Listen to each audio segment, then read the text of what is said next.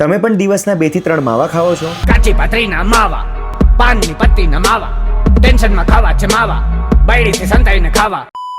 તો આ reel and સુધી જોજો અને હા, અત્યારે જ આ 3 ફિંગર ટેસ્ટ જાતે જ ટ્રાય કરો. જો તમારી પણ આવી રીતે આ 3 આંગળીઓ મોઢામાં જતી નથી તો તમે બીમારીને ઓલરેડી આમંત્રણ આપી દીધું છે.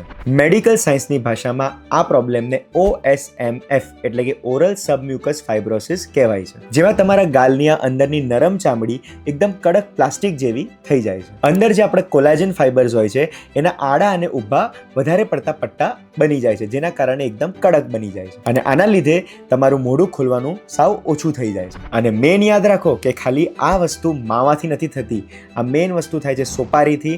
અને તમે એવું કહેતા હશો કે હું તો ખાલી સોપારી ખાઉં છું, પણ સોપારીથી જ આ OSMF એટલે કે મોઢું ન ખોલવાની બીમારીને તમે આમંત્રણ આપો છો. માટે આજથી જ માવા ખાવાનું બંધ કરો અને ખાલી સોપારી ખાવાની આદત હોય તો એ બી બંધ કરજો. અને જો તમને કે તમારા કોઈ મિત્રને આવી મોઢું ન ખોલવાની બીમારી થઈ હોય તો મને ફોલો કરીને કમેન્ટ કરો યસ, હું તમને પર્સનલી DMમાં આના માટે શું કરું એ ટિપ્સ મોકલી આપીશ.